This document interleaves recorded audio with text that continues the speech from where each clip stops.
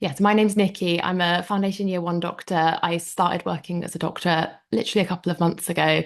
And today I'll talk a little bit about myself because I know that's the point of these talks. But I really wanted to focus a little bit about medicine and the media because that's something that I've had a bit of an insight to throughout my training.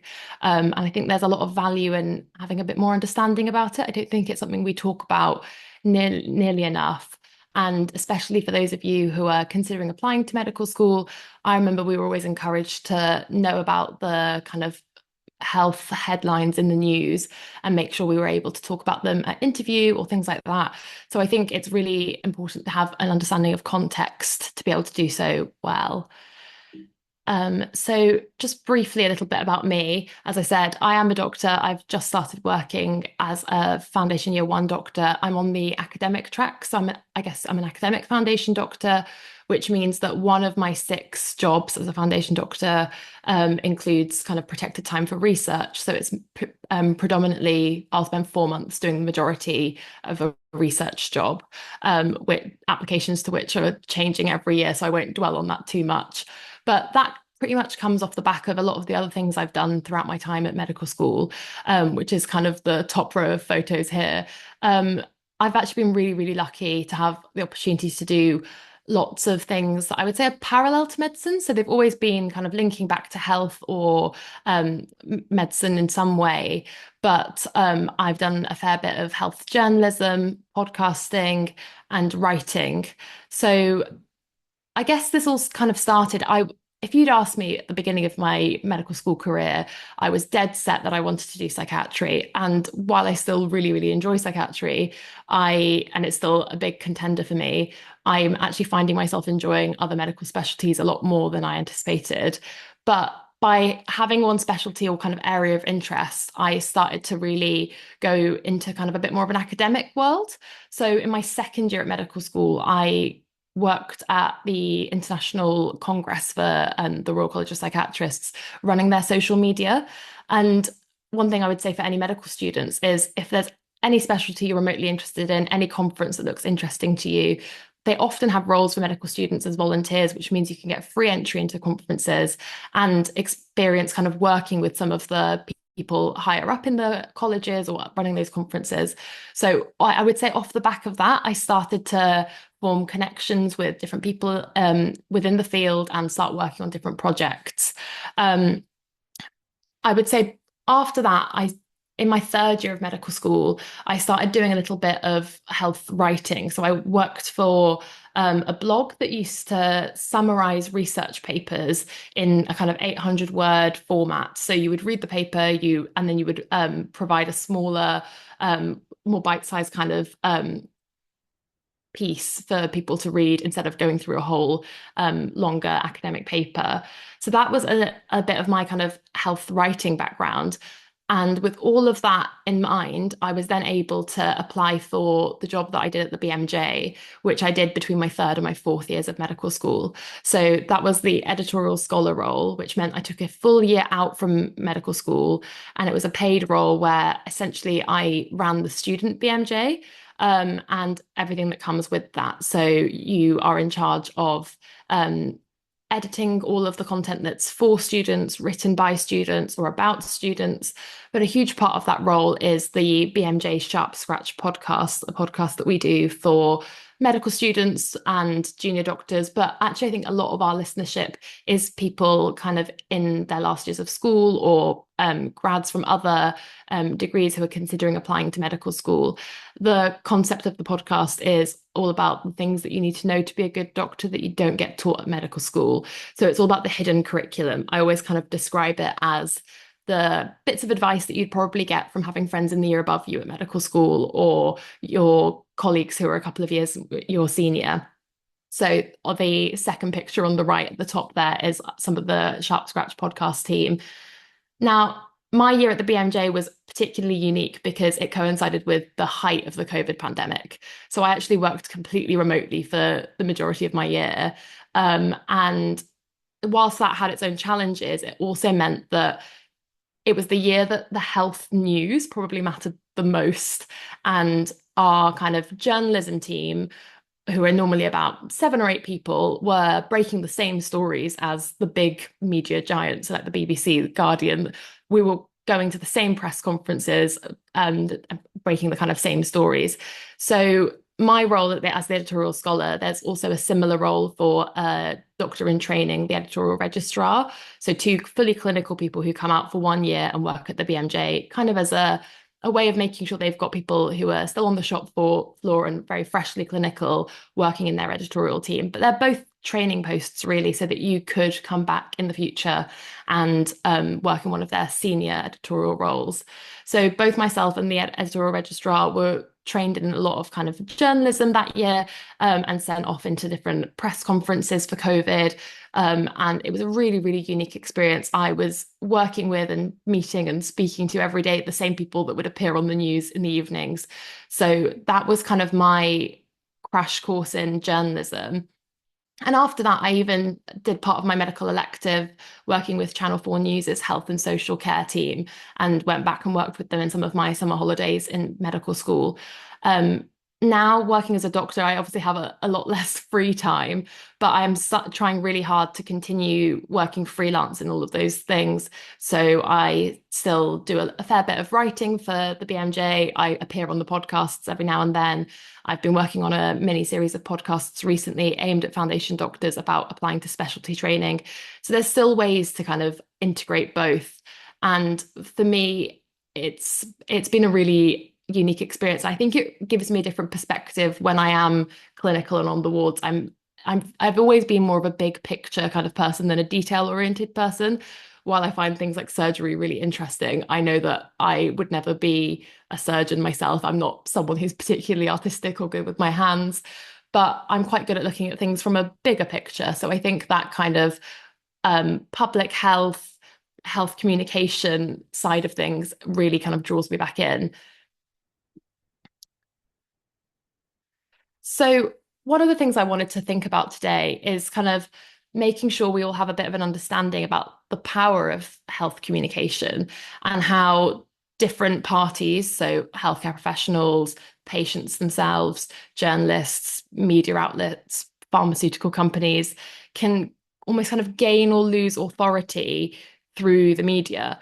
And whenever you're consuming any kind of content about health, I really want you to have a little think about what the purpose of the content is. Often it's art, so things like books, films, TV. And I actually always argue that medicine itself is more of a humanity than a science. I think it's based on science, but I think being a good doctor is all about the kind of human interaction. And I guess that's why it always makes for such good art. So some of the best kind of TV series, films, often have some sort of health theme running through them, even if they're not the ones that are just based in a hospital. But also the kind of news that you see every single day. I'd be surprised if you find a single day where one of the main leading stories doesn't have some sort of health angle. I also wanted to, when I was thinking about what might be useful for you guys as the audience for Medics&Me, and what I could kind of provide for you, wanted to also talk a little bit about my tips for health writing, academic writing in general. So my kind of number one tip for writing in general, but particularly academic writing, is reading. The year that I worked at the BMJ, all of the authors I was working with were pretty much medics, medical students, senior doctors. And you would be surprised, even from someone's email, how clear it is from an editorial perspective if someone has read a book in the last year. And I just think it's one of the most important things. So if it is something that you are interested in, and I don't mean necessarily reading very highbrow things, read whatever you like, read the back of a shampoo bottle for all I care. But I just think that consuming all different types of content and the way different people write makes for such a good foundation for you to really find your own voice. But also, I've read a couple of really good books about academic writing and what makes good writing. And the main thing I always kind of come back to is what the purpose of the content is and who the audience is. So as I said, it's kind of what I thought about when I was writing this talk or thinking about what I might talk about. I really thought about who the kind of Medics&Me audience is and what kind of things I might be able to share with you that would have some sort of tangible takeaway for you.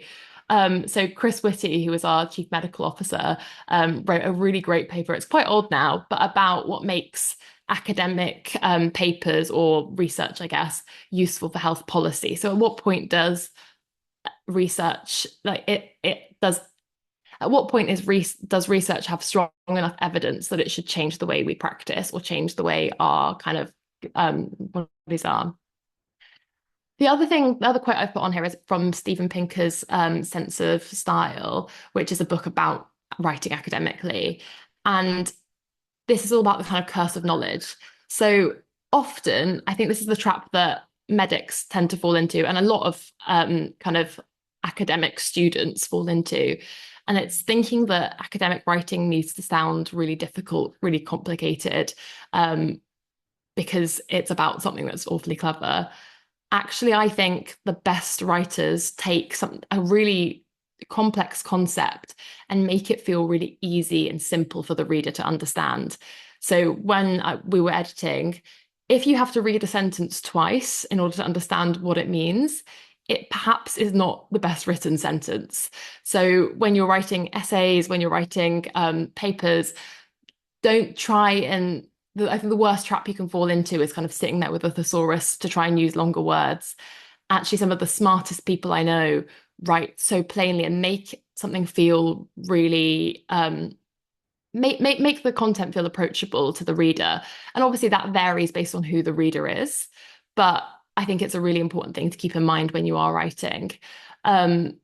I always think about one of my first kind of meetings that I was in at the BMJ, where I think it was an analysis meeting, so a type of article that we have. And I was in a meeting with two of the quite senior editors who I thought were some of the smartest people I'd ever met, been sent the papers in advance to have a look at so that we could discuss them. And I remember opening the first paper and reading through it and thinking, God, I have no idea what is going on. I'm so in over my head. I'm out of my depth. No idea what's going on. Hope they don't ask me what I thought about this one. And we started to discuss that paper, and the person chairing the meeting asked one of the people that I work quite closely with, who I knew was one of, as I've said a few times, one of the most intelligent people I'd ever been able to work with. And he quite simply said, well, I think it's awful. I didn't have a clue what was going on. And it was just so validating for me in that moment. And I think really helps that kind of sense of imposter syndrome that I definitely had for a huge amount of that year, wondering why I'd ended up in the rooms that I was in, or who accidentally invited someone from the kids' table to join the adults. But yeah, I think it's something really, really important for whatever you're writing, to keep that kind of curse of knowledge in mind. It's really difficult when you understand the concept so well to strip it back for your reader. But I would say it's perhaps the best tip that I could give you. And in terms of if you do want to write scientifically, academically, these are my main tips. So reading about writing that I've spoken about already, practicing writing and writing for no purpose whatsoever. Getting feedback on your writing. So kind of the thing I was saying, who could understand it? Do your parents understand it if they read it? Do your friends, both medical, non-medical?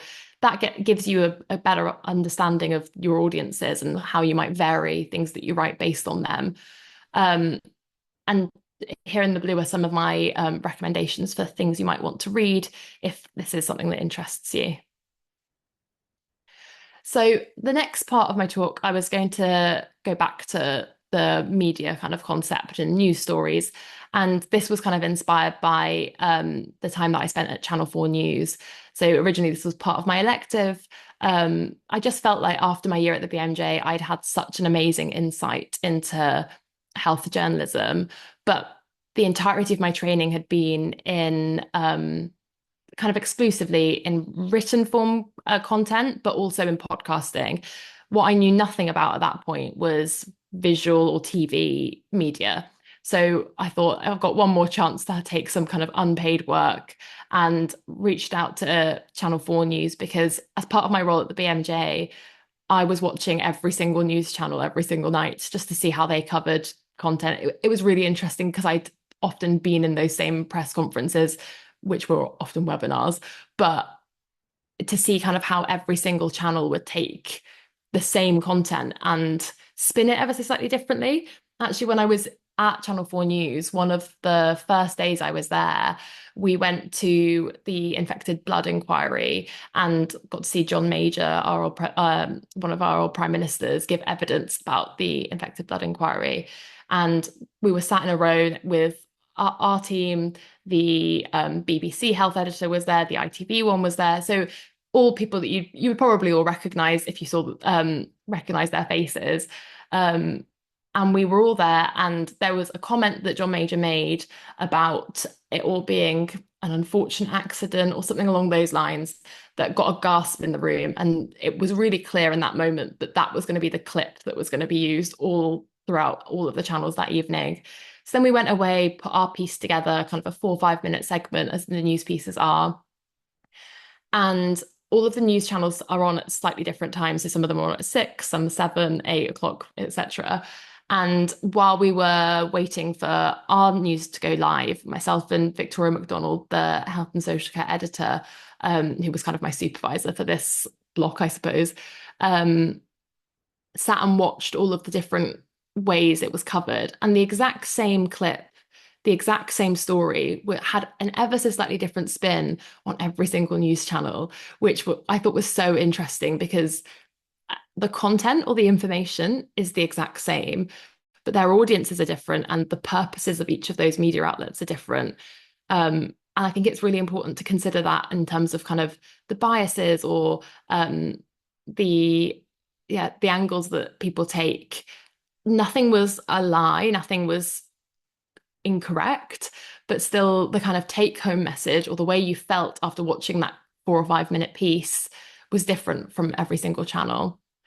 So when I was writing this talk, I thought it might be fun to, this is me at Channel 4 News, but I thought it might be fun to reach out to Victoria, who I worked with on my elective, but also, again, for a few weeks in my summer holidays afterwards. And I thought it would be nice for her to share her insights into some of the things that she considers when covering health stories.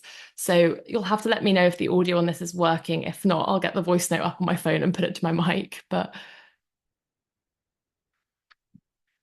when I'm considering covering a story, I'm looking at a variety of factors. Is it true, being first and foremost? Is it of relevance to our viewers? Do we learn anything? Does it change policy? Is it an injustice that needs exposure?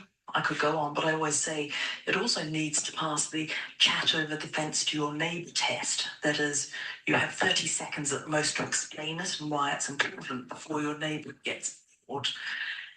Let me give you an example. It's come up recently at the COVID inquiry. While filming in an intensive care unit during COVID, a consultant mentioned to me that they were seeing more pregnant women than in the first wave.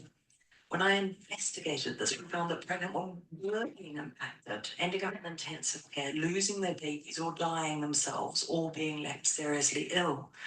But they had not been declared vulnerable by NHS England or the Department of Health. This was a story that mattered to our viewers, that had a public service broadcast element, that needed a change in policy, and above all, told a very human and sometimes a very tragic story. I did think very hard about doing it because of how much it would scare pregnant women. In the end, though, we decided to run with it. We had statistics from a study that had been done. We spoke to consultants and to pregnant women themselves or those who had just given birth, and emphasised the need to be vaccinated. So pregnant women were eventually put into the vulnerable group, but not before, I have to say, before being yelled at by a highly strung press officer who hadn't wanted us to do the story. Actually, that reminds me of filming on another COVID after the decision had been taken to encourage pregnant women to be vaccinated, and we happened to be there when a new mother was taken to see her twin babies for the first time. She had not been vaccinated and had ended up in ICU. The babies were born by C-section and were in an incubator. She was unconscious. It was only a week after they were born that she was able to go and see them. It was impactful television and helped get a message across about being vaccinated and about the risks of COVID. This was, as a by-the-by, hospital where I'd been filming on the COVID ward at an earlier time, and a couple pulled up in a car as I was about to go live outside the hospital. They yelled that the trust was empty and COVID was one big hoax. In the second breath, they said the hospital was full of actors. Neither, of course, was true. So once again, we were able to hammer home a message about the misinformation. And the following week, I brought it off at the Downing Street press conference. And the media was praised for the part they were playing in response to all reporting. And I add this last bit because I know there is sometimes a skepticism about mainstream media, but there are many of us who want to be responsible and who want to get it right.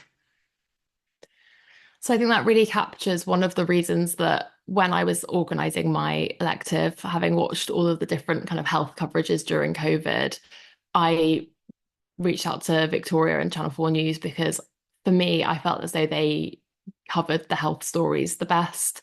And I felt as though they kind of did justice to the the pieces as so yeah, as I say, every single outlet has its own purpose, and that's fine. I just think that as an audience or as a reader, it's important for us to be a bit more aware of that because of the way information is so much more readily available to us, but it's so unfiltered. So I really encourage everyone to almost take every piece of content with a little pinch of salt and think about why certain angles have been taken or what purpose they might have had.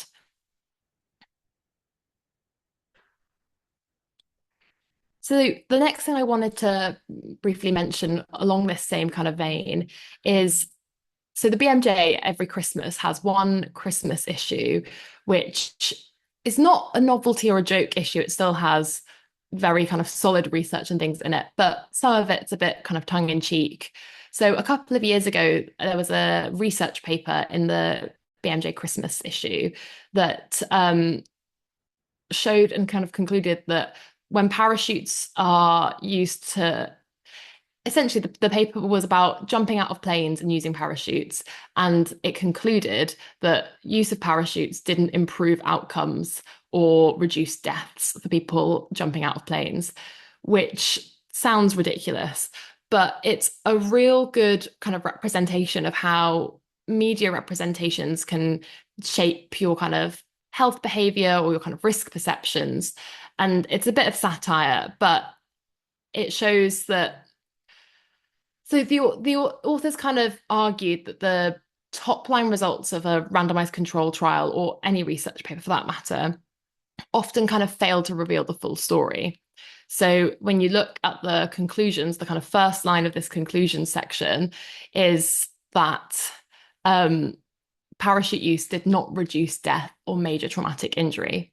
This was a fully, if you kind of look at the stats on this, there were no faults with this paper. You couldn't flaw the methodology or anything if you were in that manuscript meeting.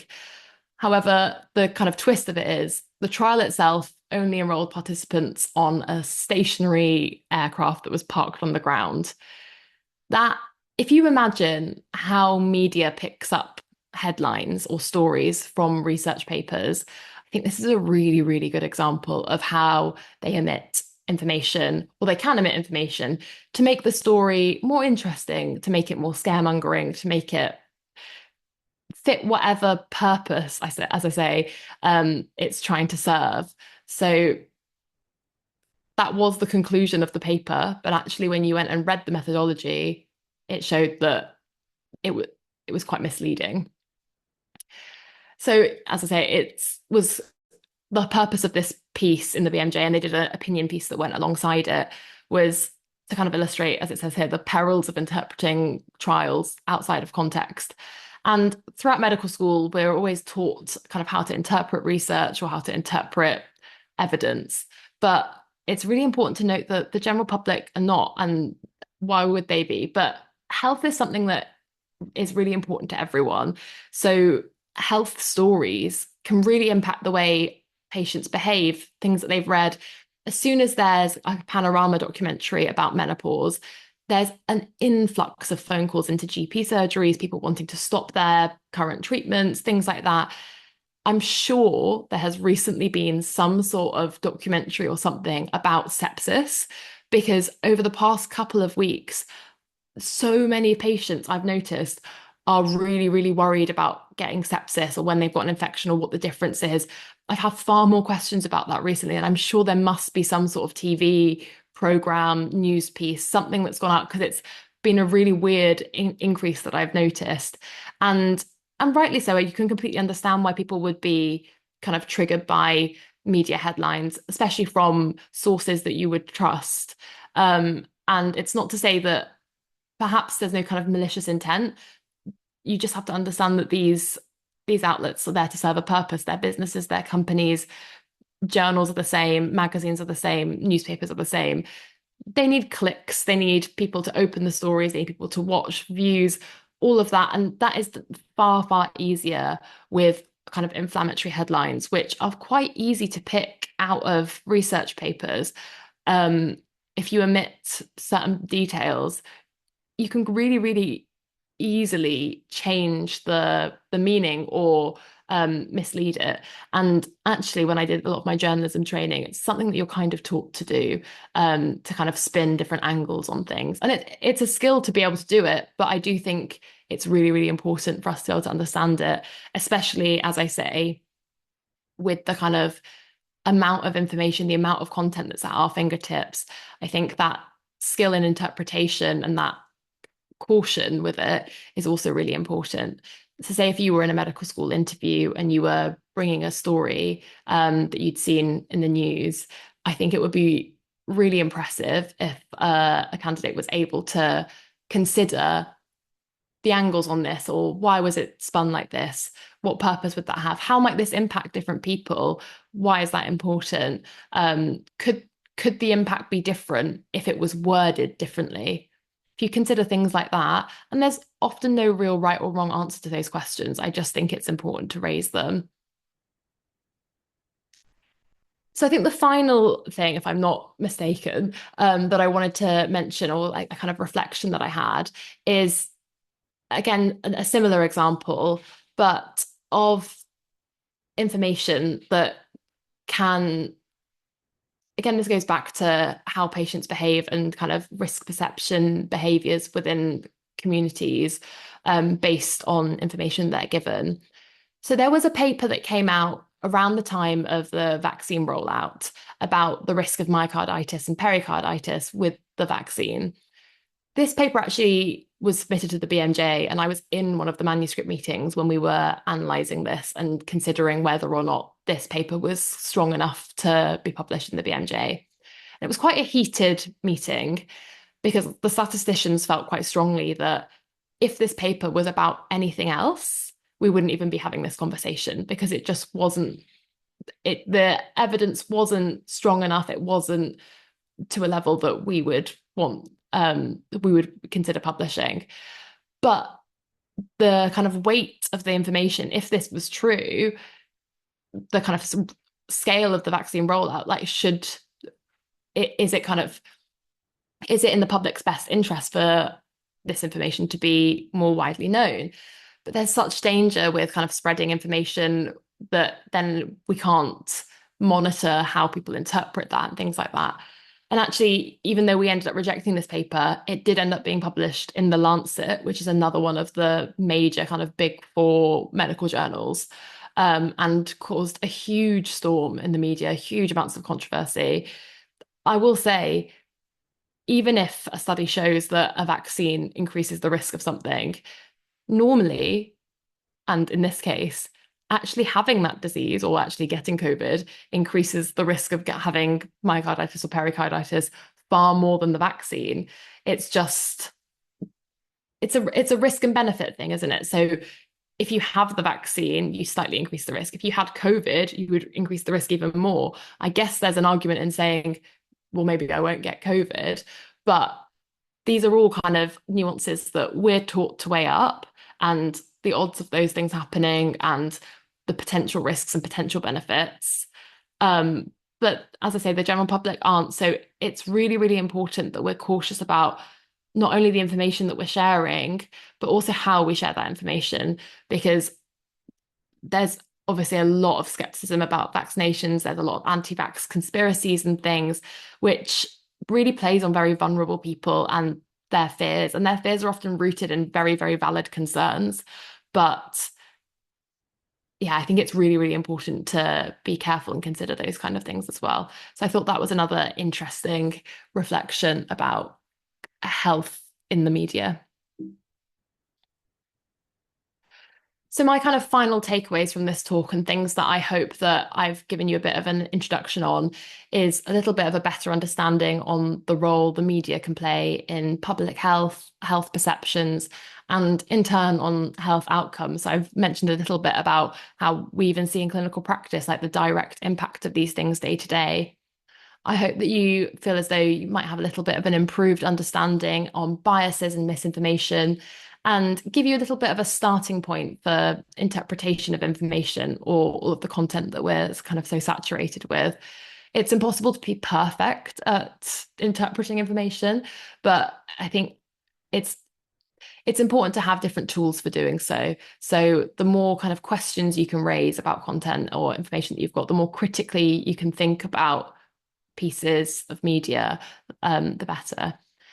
I also want to kind of underline the importance of good health communication, whether that's the kind of classic conversations and interactions we have with our patients, with their family members, but also on a wider scale, the kind of information that we're putting out en masse. And also a brief look into some of the opportunities that you can find alongside your classical careers in medicine. I did mention earlier on that one of my roles within the BMJ was our podcast Sharp Scratch. So if you are applying to medical school, I would really encourage you to have a little listen to some of these episodes because one of the things that, and obviously every single medical school interview varies, but one of the things from my experience, it seems as though they really look for is really understanding what you're signing up for. And Sharp Scratch is quite unique in that it's very colloquial. It's a group of medical students, junior doctors from varied stages. Often an expert guest is in the room, but it's not an interview, it's not very formal. And people are sharing kind of reflections, things that they've learnt. And it's a real kind of understanding into clinical life on clinical placements in medical school, but also working as a doctor and the kind of challenges that you might face that you're not taught about in textbooks or not examined on. So I think there are lots of episodes in there, including one that I hosted in my year about why people want to be doctors or why would you want to be a doctor? Has that changed? Which actually we have clips in there from Chris Whitty, Zoe Williams who's an ITV doctor, and a couple of, I'm not sure if I've missed anyone else out of that, but that's a really good episode, I think, if you're prepping for med school interviews. But yeah, just a little plug for that before closing. But thank you so much for logging in tonight on a weekday evening and coming to listen to my talk. If there are any questions that anyone has, obviously, please feel free to pop them in the chat and we can talk through some of them now. But if there's any follow-up questions, anything you think of afterwards or things that you don't want to ask in the chat right now, then please do feel free to reach out to me. I've popped my email address and my Twitter handle up on the screen, but happy to go through any questions now. Thank you so much, Nikki. That was a really, really great talk. I really enjoyed the little voice note snippet as well. It was really, really interesting. We had a few questions during, but the floor is now open to anyone if they want to pop the questions in the chat box. Someone did direct message me one. It says, they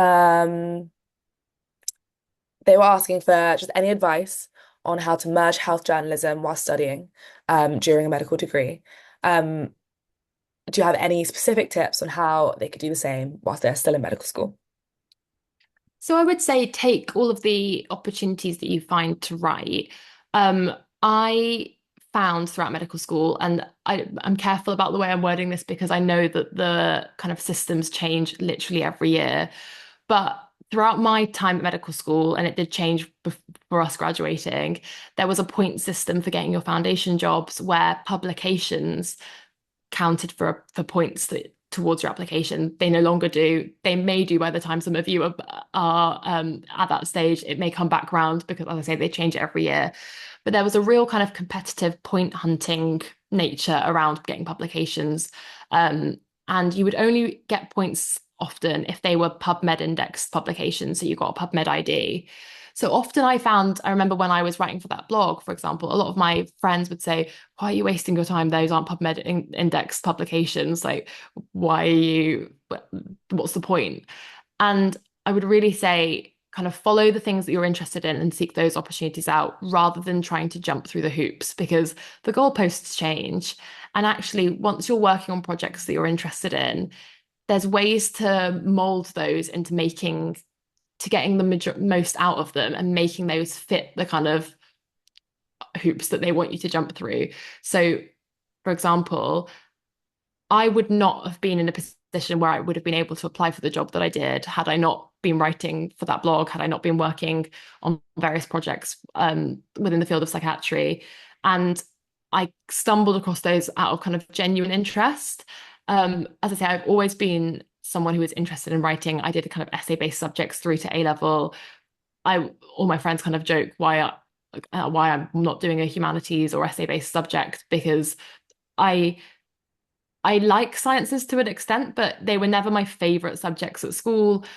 For me, they've always kind of just served a purpose to making sure I've got a background of knowledge in order to be able to do medicine, which is what I always kind of wanted to do. But as I said before, I did think that medicine itself is a humanity. I've actually written a piece about it and how I think that a lot of the humanities subjects prepare you to be a better doctor, whether that's kind of RS, English literature, music, drama, languages, all of those things I think give you different skill sets. But yeah, so to go back to journalism, I would say taking all of the opportunities to write, getting yourself into conferences, and for me, journalism and academia have been quite linked and come hand in hand, but I do understand that they're different things. So taking the opportunities, you do get slots as well throughout medical school, such as my elective, to follow interests that you have. So making sure you align those because you do have a lot more free time as a student than you do when you're working.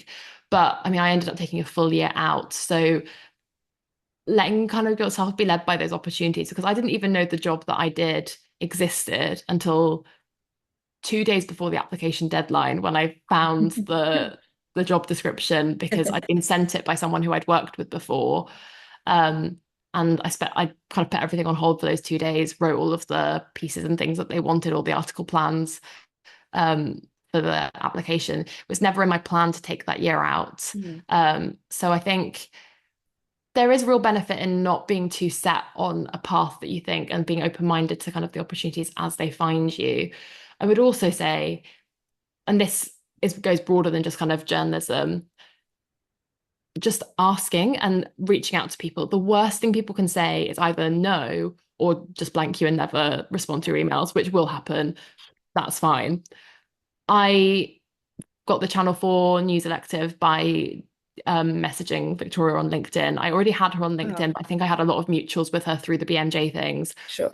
But it was a cold message of me kind of saying how much I've been watching like her work and things, a bit about me, and I offered to kind of send her some of my writing samples and things, and said, I don't know if it's something that you guys do, whether you ever have kind of work experience students or anything like that. Is it possible? And she said, don't think we've ever had it before, but just leave it with me. And actually, similarly to her sending that voice note in, she's perhaps one of the busiest people I know, but she genuinely replies to me within 20 minutes Wow. every time. I don't understand because, but sometimes the busiest people do just the reason they stay busy and keep up with everything is just by kind of getting back to people immediately. So those are some of my tips. So that was long-winded. No, super, super interesting. The next question was, what do you think are some hot topics in the media at the moment that could appear in the medical school interviews this year? It's a really interesting question. So, like I said, I think there's been a Panorama documentary recently about the menopause, which has been quite controversial. There's often Panorama documentaries. There was one, again, I don't know if it was a Panorama one, but there was a recent kind of controversial one about ADHD diagnoses.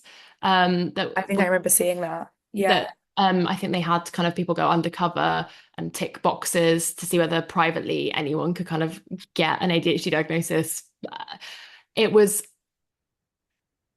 often these documentaries and things are quite problematic, but that's why I would really encourage you to watch them with that kind of critical lens, Yeah. kind of thinking about how would this harm someone who has these diagnoses and is Mm. already struggling with kind of validation like that. Yeah.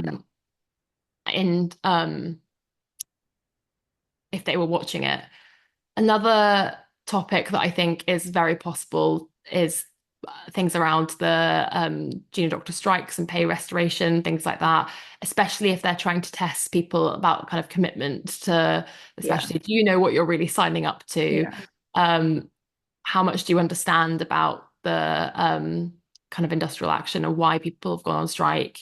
Um, I don't think anyone would be trying to catch you out if you said that you thought that doctors should be paid more, or think that you wouldn't be a good candidate for medical school because you think that the salary is not good enough at the end of it or anything like that. I do think that discussing anything like this at a medical school interview, there's perhaps not a right or wrong answer. It's more about what you reflect on and how you reflect on it, why you've considered the things you do. Another tip I would have for talking about any news story or article like that would be to just ask questions. You don't have to be the one to answer them. Raise questions, things that this makes you think about. Why have they covered this like this? What about this? Why did they choose to just go down this route? Why was it focused on the menopause and not women's health altogether? Why was it focused on ADHD and not about all different types of neurodiversity? Why is that a hot topic right now? What would have been different had they compared it to a different one? Mhm. You don't have to answer those questions, but just being able to identify them and raise them, I think, is Yeah. what will make you stand out. No, for sure. It's that showing that thought process. Like, yeah, no, Think complete. think out loud, yeah. I think you mentioned the really key word there about reflection. That's just the one thing we always say. Oh, Just keep yeah. reflecting on just everything, your own experiences, but obviously the things you see as well, and how they make you feel, what they make you think, and all of that. I think the next question was, what are your best tips for networking? I mean, you've already mentioned you got your elective by reaching out on LinkedIn, but do you have any other tips and tricks for networking when you're already in these big spaces where you might feel like a fish out of the water? Yeah, so I think you can get quite a lot of imposter syndrome when you're quite junior in these circles and things. When you attend a conference as a medical student, it can feel so daunting because you sometimes you're a bit like, why am I here? Like, no, I'm what am I adding here? Yeah. I think something that the BMJ really gave me was a bit of a combat to that imposter syndrome in terms of the fact that I was by far clinically the most junior person there, but Mhm. my role was to think about medical students, and I was the only person who was a medical student. So that kind of meant that I was the expert at being a medical student. So that's kind of what you have to offer is the perspective of the stage that you're at.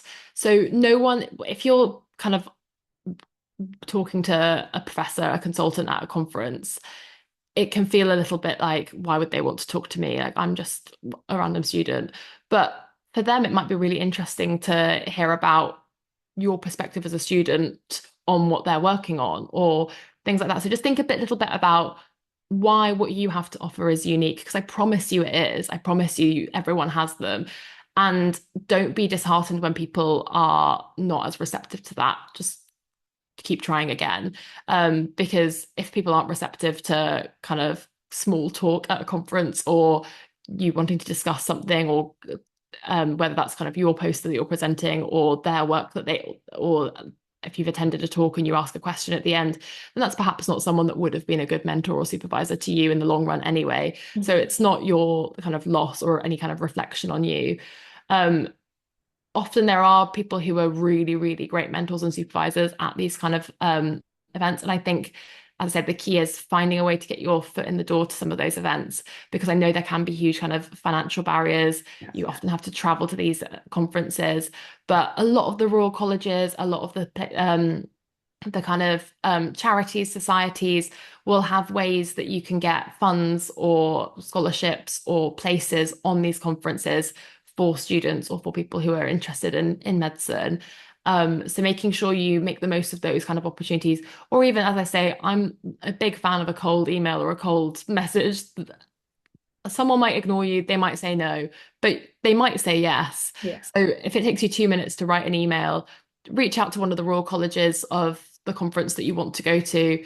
Hi, do you need any volunteers? They need someone to, in those in-person conferences, someone, if the audience are asking questions, someone needs to run with the microphone around the audience. And that's normally a medical student. And if it's a 4-day conference, you do that for one day and you can normally attend the other days for free.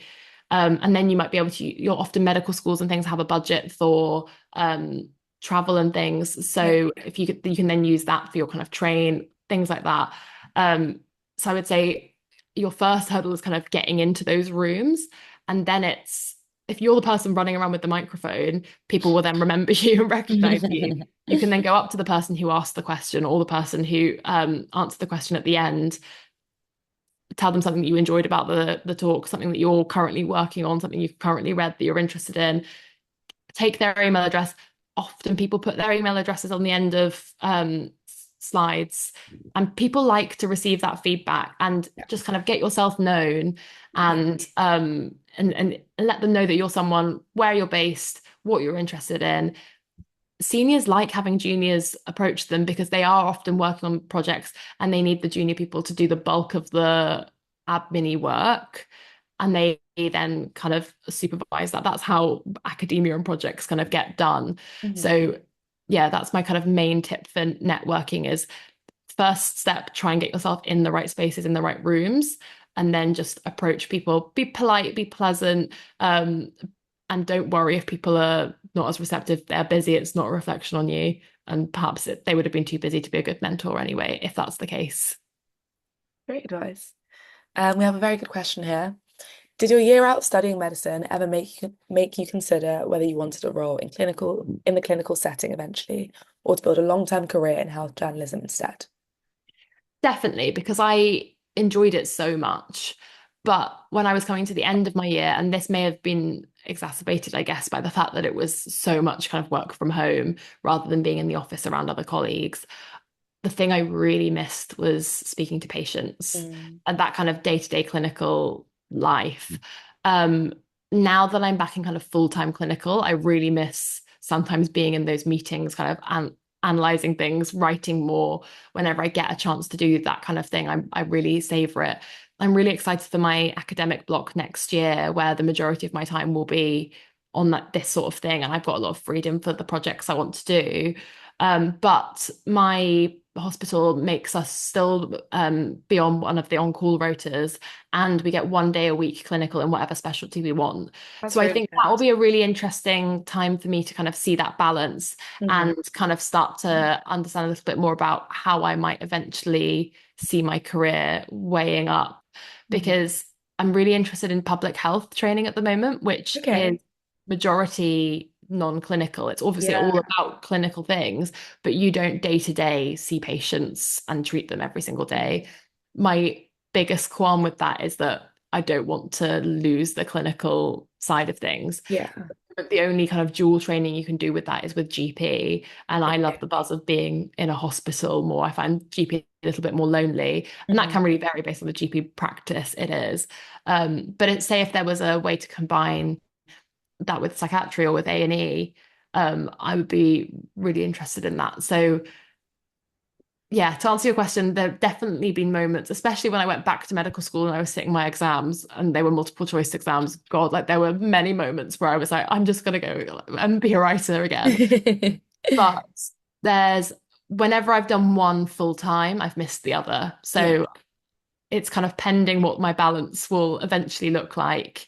But at the moment, I mean, through foundation, it's definitely way heavier on the clinical side of things, and I'm enjoying it. I'm not hating it at all.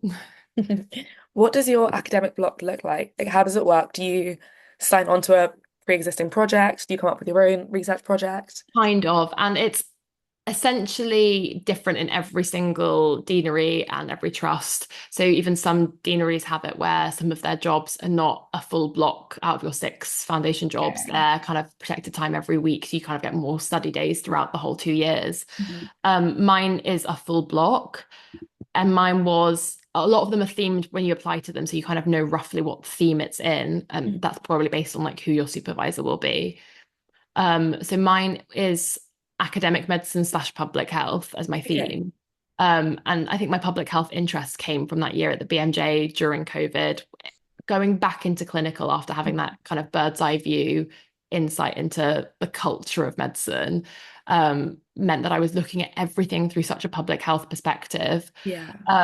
And so for me, the way it works at my hospital is there's a main supervisor who supervises all of the academic trainees because he does a lot of the research at that hospital. Mhm. He has a couple of projects ongoing that you have to help with in your block. So one of them that's really interesting at the moment is that they are monitoring stress and sleep and kind of other observations in all the final year medical students. Oh, wow. All the final year medical students that run through our hospital have the option to opt into this study where they're all given a bit like a smartwatch or like it's not a Okay. Whoop, but it's something along those lines, and something that goes under their like mattress or like under their bed sheets that like I Okay. don't I'll let you know in a year's time when I'm working more on it.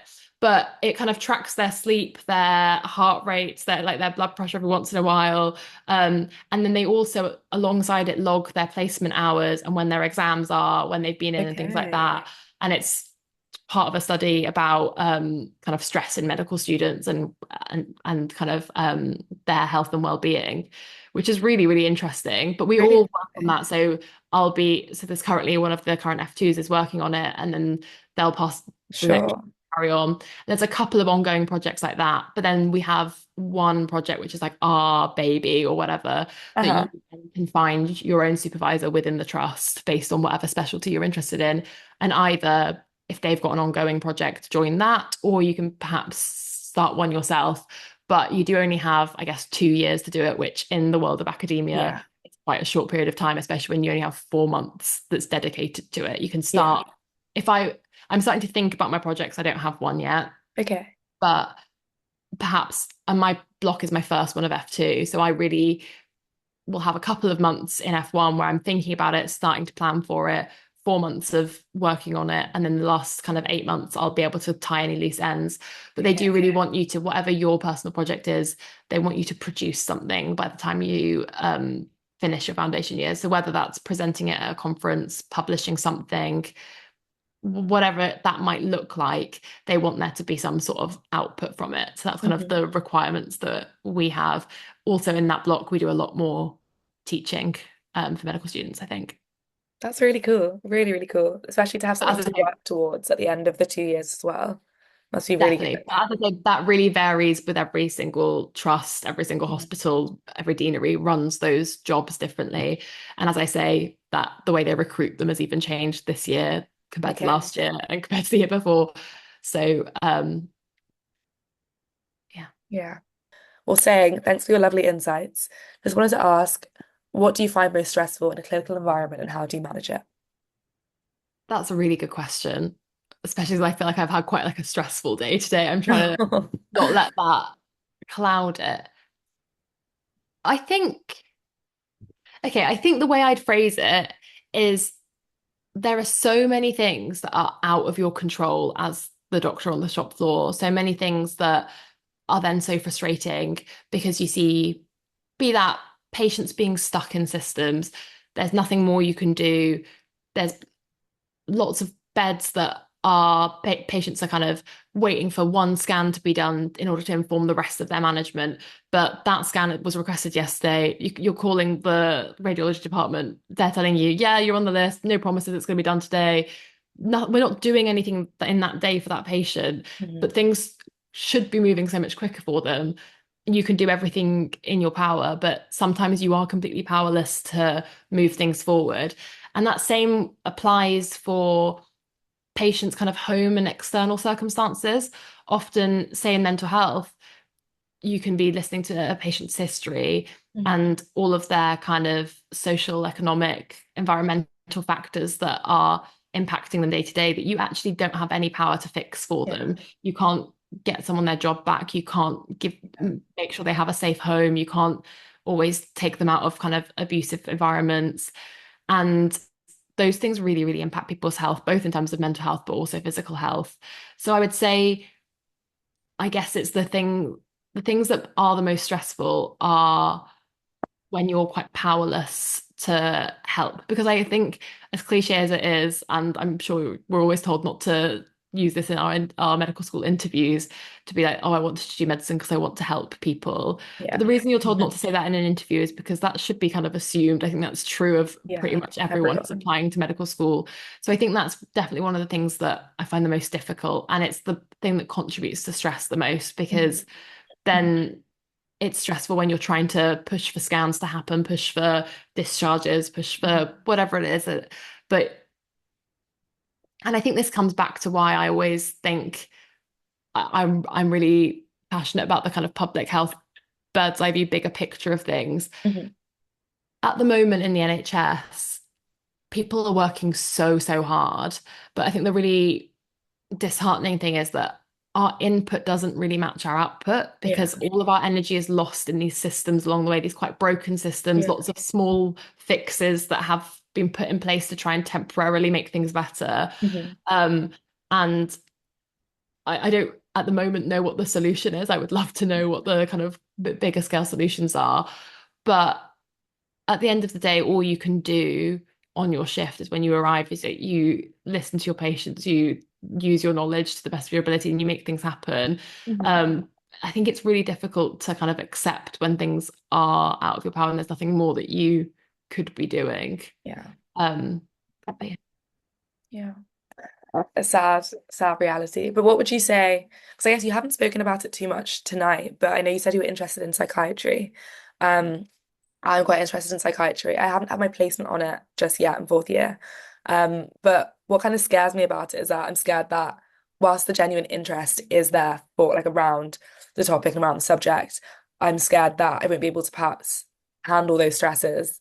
Like the example you gave, like someone's upbringing and maybe that being the source of some of their problems and you just not being able to change that, then you also having to say, listen to that and mentally take all of that on.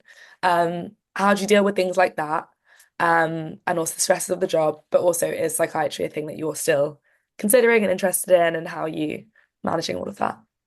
I'm definitely still interested in psychiatry. I think I'm perhaps enjoying the rest of clinical medicine more than I thought I would. Okay. And that's perhaps why I'm less sure. If you'd asked me in kind of second year to through to fourth year of med school, I was dead set on psychiatry. I don't think I'd have laughed if you thought that if I was considering anything else, which is so funny to me now. I haven't like fallen out of love with it in any way. But I do think that perhaps one of the things I've been reflecting on recently is I find psychiatry so interesting Mhm. academically. But as you said, I think clinically, I don't find it perhaps as rewarding as some of the other specialties, which is Okay. a shame. And that's not true of all subspecialties of psychiatry. I love liaison psychiatry. So Okay. that's when you're doing kind of mental health care for people who are in the hospital with physical health issues as well. So it's not the kind of inpatient psychiatric units, but you're often reviewing people who come to A&E or people who are on the medical wards. You kind of run around the hospital like a headless chicken. You don't have your own ward, and I just quite enjoy the chaos of that. But you're right that psychiatry as a placement can be quite heavy, but I Mm. think it's really amazing. One of the things I love about medicine in general is we're so privileged that people feel so safe to share so much of themselves with us, which sounds so cliche. But just I heard myself say that and I was like, oh God, cringe. But it is true. And I think that even though we don't have the power to change some of the things that are the causes, there are lots of things that we do have power and knowledge and capacity to change for them. And you can have a huge impact on these patients' lives. And I think you get a chance to really build like an intimate and trusting like relationship with patients, particularly in psychiatry. And I actually think it perhaps could be even more rewarding than some of the medical specialties. Perhaps it has a lot less of those stresses that I mentioned about like chasing scans or things like that. Like you don't have as much of those logistical nightmares. So I think every single medical specialty has its own positives and negatives. I think actually we did a sharp scratch episode and I wrote an article about kind of specialty stereotypes. So Okay. the kind of jokes of like the psychiatrists being as mad as their patients, or Yeah. like the orthopedics being all like the rugby boys of the medical Awkward school, and bro. like being like those the laddish characters, or like pediatricians being like friend like having bubbles in their pockets and whatever else. What we spoke about on that episode and in the article that followed it was about whether it's like your personality type is suited to a specialty, or whether you become like that in a certain environment. And it's a Okay. very chicken and egg kind of situation. Both are true. And it's really important to have diversity of different characters within every specialty. But I do think that when it comes to you picking a specialty, you have to understand your own strengths and weaknesses and what matters the most to you in terms of your lifestyle, Mhm. and what everyone's good at coping with different stressors, and your priorities shift, and what matters to you in like the rest of your life might be different at different ages and things. But there's, yeah, positives and negatives to every single specialty. And for every single person, which one of those takes priority will be different. So I think it's really important to um, make the most of kind of any placements or work experience and things that you're on. Mhm. I think the thing that unfortunately ends up impacting a lot of our preferences and our choices on specialties is the supervisors that we have throughout medical Yeah. school, the role models that we see. It's really difficult to want to do a specialty if you don't see yourself in any of your seniors, if you don't look at one of the consultants, one of the regs, one of the people that's working in that department and think, God, I really want to be you. I really want to be Mhm. like you. I see, I Myself want your thinking. life. Yeah. You don't kind of have that moment with someone, then it's really, really difficult. If you think that your supervisor is really horrible and that everyone in that department hates their life, it's very, very difficult to envisage that for Yeah. your career. So Uh-huh. I think that's where we fall short often on different medical school placements, because not every single department is perfect. And sometimes some of them are very good to working clinically, but aren't as great with teaching and things. And that's so multifactorial. But I think if there's a specialty that you think you're really interested in, but then your medical school placement doesn't live up to your expectations, Yeah. I wouldn't I wouldn't be so quick to rule it out, because there's probably other reasons that you've had that experience. It's again going back to that reflection and things. Why did you feel like that? What was it about the placement, or what was it about that you saw that made you unsure? Is that something that's true of every single job in that specialty, or is it unique to like the place that you were, time of year your placement was it right before your exams, or things like that, or your supervisor? Because who your supervisor is, both positively and negatively, makes such a difference based on the kind of specialties people choose. And actually, I think there was a study about the first job you have as an F1 is one of the best predictors of the specialty you end up going into, because it really shapes the Interesting. type of doctor you become. So Okay. often people who start off with a surgery job are more likely to become surgeons, or if they don't, they're more likely to go for a specialty that has procedural skills, things like that. That's so And interesting. a lot of Wow. my friends are in their F2 year now, Mhm. and I think there's a lot of truth to it. I think my friends who I I think it makes so much sense to me, the type of doctors they are now and the Yeah. type of careers they're considering, when I remember what their first F1 job, because that's when they first became a doctor and started to feel like a Yeah. doctor. So yeah, that's an interesting That's little really interesting. bit as well. Mad. Is that a paper or like a study? I'd I actually be really think so. interested to read I it. wish I had it to hand to link to you. But That's okay. if it's useful for when you're sharing the recordings and things, I can see it. If I find it, I Oh, can. yeah, unreal. Thank you. That's so great. Well, Nikki, thank you so much for this talk. It's been really, really insightful. I've just had a quick flick through some of the feedback already, and it's really, really lovely. Oh, So I'll thank you send you so the link for much. that as well. So yeah, I will put a final copy of the link. If anyone has any final bits of feedback for us, that'd be greatly appreciated. But yeah, if not, thank you so much, Nikki. Oh, thank you so much for having me, and thank you everyone for giving up your weekday evening. No, it's been great. So I'll stop the recording now.